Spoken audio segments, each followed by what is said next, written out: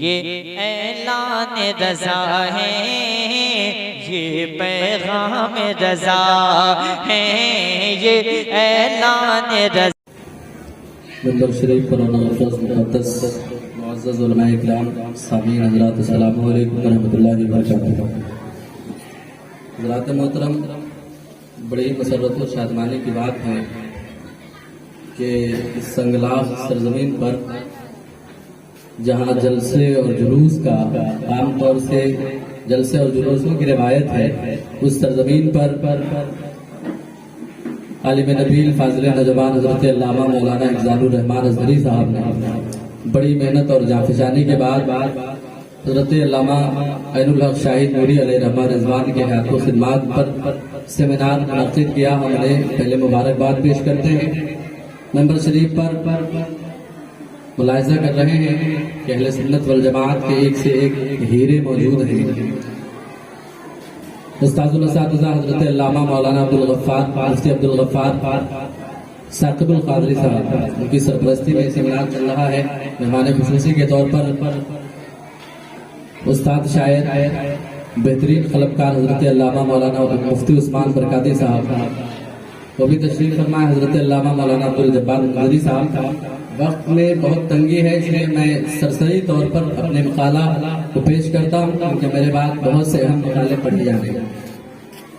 الحمدللہ رب العالمین، یوں تو نیپال بھارت سے متصل ایک ایسا ملک ہے جہاں کئی مذہب کے ماننے والے لوگوں کے ساتھ ایک لمبے زمانے سے مسلم قومیت کے لوگ بھی بڑے ہی سکون و اطمینان اور آپسی بھائی چارے کے ساتھ ایک دوسرے سے مل جل کر رہتے ہیں۔ ابتدا سے ہی کہیں نہ کہیں ملک ہندوستان سے قربت کے سبب نیپال میں بھی تعلیم و تعلم کا بہترین نظام قائم رہا ہے۔ اسی سبب سے ملک نیپال بھی ایک طویل زمانے سے ارباب علم و دانش کا ایک خوبصورت گہوارہ رہا ہے، جہاں ایک سے بڑھ کر ایک بزرگ عالم دین، مفتیان نظام، مشائخ شریعت و طریقت تشریف لاتے رہے اور نیپال کی سرزمین کو اپنے فیض و برکات سے مالا مال فرماتے رہے۔ مگر آج ہم بات کر رہے ہیں ایک ایسی شخصیت کی جن کی تعلیمی اور تعمیری خدمات قابل رشک اور لائق تحسین ہیں۔ آپ نیپالی ناگرکتے کے حساب سے 2001 بقرمی مطابق 1939 عیسوی کو نیپال اور بھارت کی سرحد پہ واقع ضلع سرلاہی کے ایک مشہور و معروف گاؤں ملنگبا میں ایک دیندار اور مذہبی گھرانے میں عالی جناب عزت مآب صوبیدار علی بن میاں جان علی انصاری کے گھر پیدا ہوئے۔ آپ کی ولادت باسعادت آپ کے خاندان اور خیش و اقارب کے لیے باعث مسرت و شادمانی تھی۔ حسب دستور آپ کا نام آپ کے گھر کے بڑے بزرگوں نے محمد عین الحق تجویز فرمایا۔ بعد آپ کی اچھی پرورش آپ کے والدین کی زیر نگرانی ہوتی رہی۔ آپ بچپنے سے ہی نظافت پسند، منکسر المزاج، شریف النفس، خوش طبع، مہذب و ملنسار تھے۔ جب آپ تعلیم حاصل کرنے کے قابل ہو گئے تو آپ کے والد محترم نے ابتدائی تعلیم کے حصول کے لیے ایک علمی ادبی سرزمین دھرمپور بھانسر کے معروف ادارہ الجامعۃ الاسلامیہ فیض الغربا میں آپ کا داخلہ کرایا۔ آپ نے وہاں خلیفہ سرکار مفتی اعظم ہند حضرت علامہ مولانا صبغت اللہ رضوی علیہ رحمہ سعدی زماں، قطب ملنگبا علامہ عبدالوحید علیہ رحمہ، حافظ محمد جان صاحب سیتامڑھی اور اپنے دیگر مشرف و مہربان اساتذہ کے زیر نگرانی ابتدائی گروپ کے ساتھ ساتھ گلستہ بوستہ، نور الاضاء اور درس نظامیہ کی متعدد اہم کتابوں کی تعلیم حاصل کی۔ پھر آپ علیہ رحمہ نے اپنی مزید علمی تشنگی بجھانے اور درجات عالیہ کی تعلیم و تربیت کے لیے اس شہر کا انتخاب فرمایا جو فیض رضا کا وطن، کانے کرم، بحر عطا، گنج شفا، جس کی سڑکوں اور شاہراہوں پر گدائے دولت و دین و دنیا جھولیاں پھیلائے پھرتے ہیں اور جب لوٹتے ہیں تو ان کی جھولیاں بھری ہوئی ہوتی ہیں، اور اسی مخزن علم و حکمت کے سمندر کے ساحل پر ہی لوگ درس و تدریس کے آبدار موتی پا کر مالا مال ہوتے ہیں۔ مرض گمراہیت، بدعت و ضلالت سے آلودہ مریض شہر بریلی شریف سے ہی شفائے کامل پا کر سنت و روحانیت کے چہرے لے کر دل مبتلا عشق رسول سے جگمگا کر بابرات واپس ہوتے ہیں۔ یہ بریلی عظمت و رفعت کا نشان قبلہ، سنیت کا گنجینہ، دولت فن و حکمت و کمال، فل کے حدیث و فقہ، آبشار منطق و فلسفہ، کوثار اثار و وفا، لطف و کرم، نوازش و عنایت، علم و مربت، دنیائے شمس و قمر، مسیحائے غم، مرہم زخم دل، سنیت کا شگفتہ قبل، شاخ ہل کی طرح لچکدار بھی ہے اور تلوار آبدار کی مانند کاٹدار بھی۔ سنیوں کے ارمانوں کا شہر، عقیدت مندوں کی آرزوؤں کا مسکن، علم و فضل کا مرکز ہے جہاں علامہ عین الحق شاہد نوری علیہ رحمٰن نے یادگار سرکار اعلیٰ حضرت مرکز علم و فن دارالعلوم منظر اسلام سوداگران میں داخلہ لے کر وہاں کے ماہرین اساتذہ کرام کے ساتھ ساتھ شفیع غوث اعظم تاجدار اہل سنت وارث علوم اعلیٰ حضرت برادر حضور حجت الاسلام مفتی اعظم عالم حضرت علامہ مصطفیٰ رضا خان علیہ رحمہ سے اکتساب فیض کیا، ایک عرصہ دراز تک دامن سرکار مفتی اعظم سے وابستہ رہے۔ اسی تعلیمی سفر میں آپ کے رفیقوں میں کئی ایسے طلبہ تھے جو اپنے اپنے وقت کے ماہر عالم دین متین فقیہ مفتی بن کر جہان علم و ادب کے افق پر نمودار ہوئے۔ انہی طلبہ میں سے ایک طالب علم آپ کے بہترین دوست ہم سبق ساتھی نبی رہے اعلیٰ حضرت جانشین مفتی اعظم عالم قاضی القضات الہند مرشد گرامی وقار مفتی اختر رضا خان ازہری معروف بھی تاج الشریعہ علیہ رحمٰن رضوان کی ذات حمیدہ بھی تھی، جن کے ساتھ کی رفاقت اور علم دوستی نے آپ کو بھی خانوادہ رضویہ کا محبوب نظر بنا دیا۔ چونکہ آپ سرکار مفتی اعظم عالم کی ذات سے ہمیشہ ہی اکتساب علم اور اکتساب فیض کرتے رہے، اور آپ نے بہت قریب سے ان کے تقوی اور طہارت کو بھی دیکھا تھا، جس کے سبب سے آپ کا دل و دماغ حضور مفتی اعظم ہند علیہ رحمہ رضوان کی ذات کی طرف زیادہ مبذول تھا۔ اسی لیے بیعت ہو کر آپ نے اپنا روحانی رشتہ بھی حضور مفتی اعظم ہند سے جوڑ کر خود کو اسیران مفتی اعظم میں شامل کر لیا۔ آپ طالب علم کے دور سے ہی فقہی بصیرت ادبی ذوق کے ساتھ شعر و سخن سے بھی گہرا لگاؤ رکھتے تھے۔ اسی سبب سے آپ نے دست حضور مفتی اعظم میں بیعت کے بعد اپنا تخلص شاہد نوری رکھ لیا، جس میں آپ کے پیر و مرشد کی نسبت بھی موجود ہے۔ بقول بین الاقوامی شہرت یافتہ شاعر و ادیب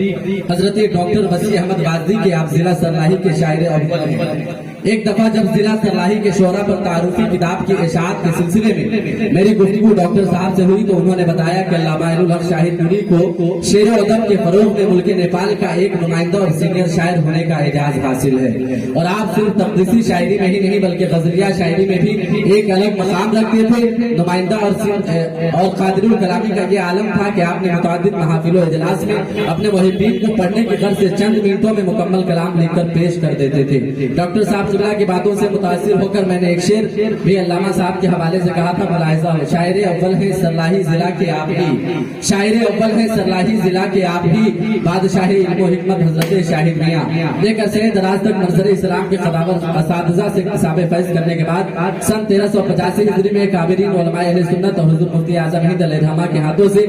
آپ کو العلماء ورثۃ الانبیاء کے تاج زریر سے نوازا گیا۔ آپ نے بزرگوں کی روایت کی پاسداری کرتے ہوئے بعد فراغت خدمت خلق اور خدمت دین کی غرض سے شہزادے اعلیٰ حضرت حضور مفتی اعظم ہند کے حکم سے بہان پور بریلی شریف تشریف لے گئے۔ وہاں مسلسل 10 سال تک تشنگال علوم دینیا کو بھرپور علمی تشنگی بجھاتے رہے۔ پھر جب آپ کو محسوس ہوا کہ اب اپنے آبائی وطن میں عزیزان وطن اور برادران اسلام کو بھی اپنے علم و عمل فضل و کمال سے کچھ فائدہ پہنچایا جائے تو آپ مذہب اسلام مسلک اعلیٰ حضرت کی نشر و اشاعت کے لیے اپنے آبائی وطن لوٹ آئے اور اپنے گاؤں میں غوثیہ مسجد کے پاس قائم